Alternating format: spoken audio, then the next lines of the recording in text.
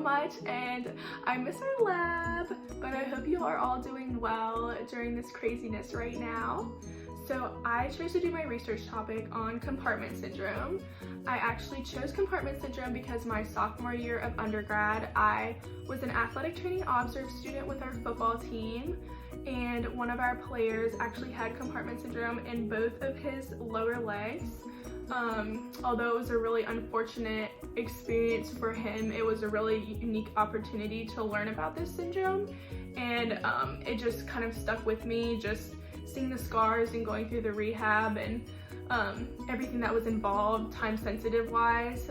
It was just really interesting to learn about. So first I kind of wanted to review with you what compartments are. So compartments are muscles, nerves, and blood vessels that are surrounded in this inelastic fascia. And this inelastic fascia works to protect this grouping while also keeping that structure. So I'm primarily going to be talking about the lower limb compartments. However, there are upper limb compartments as well as trunk compartments and thigh compartments. But yeah, like I said, I'm mainly going to be talking about those lower limb compartments. There are four lower limb compartments. They are the anterior, the lateral, the deep posterior, and the superficial posterior. So now diving into the definition of compartment syndrome. Compartment syndrome is a very dangerous and painful condition that is caused by the pressure buildup within the fascia encased muscles, which can lead to a decreased blood supply as well as muscle and nerve damage. There are two categories of compartment syndrome. There's the acute compartment syndrome and the chronic compartment syndrome. So they are both based off of the intercompartmental pressure buildup. However, how they come about is different.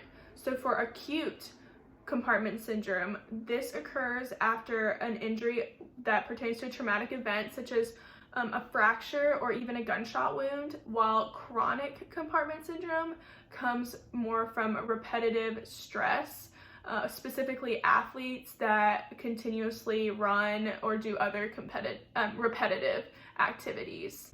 I will first discuss acute compartment syndrome. So acute compartment syndrome is more prevalent in younger individuals such as children.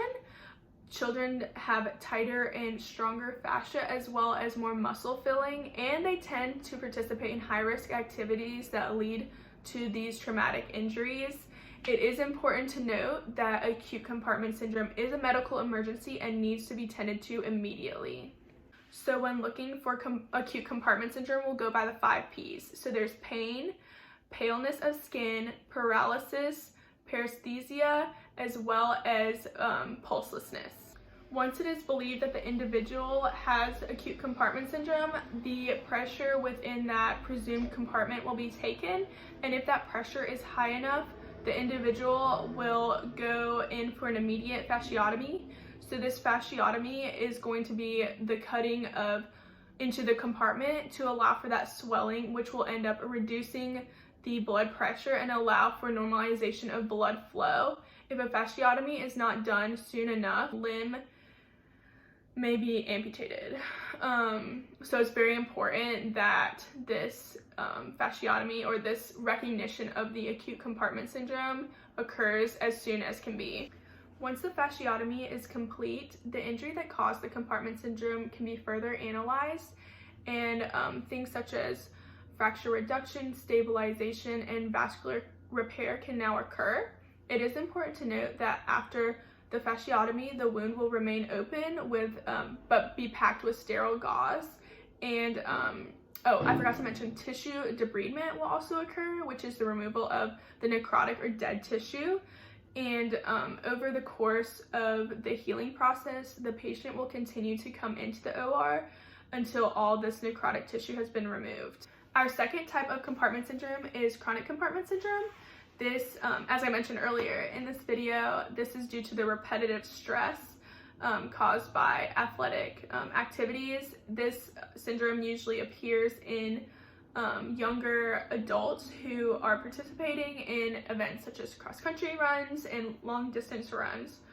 Chronic compartment syndrome is a little harder to diagnose just because the patient is feeling it while they're running, and after their run, the swelling will go down.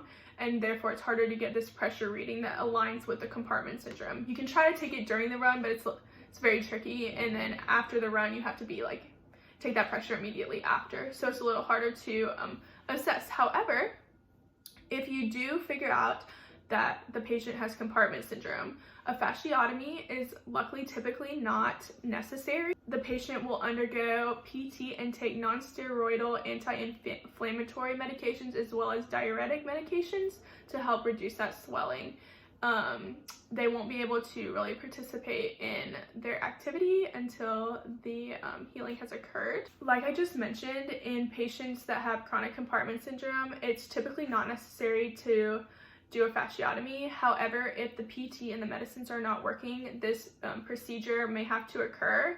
However, the incisions are going to be a lot smaller and it won't be necessary to have tissue debridement. So wrapping up, two main takeaways are that compartment syndrome occurs due to that intercompartmental pressure buildup within that fascia encased muscle compartment, and that compartment syndrome is very serious and needs to be able to be identified as quickly as possible in order to prevent any muscle and nerve damage as well as limb amputation.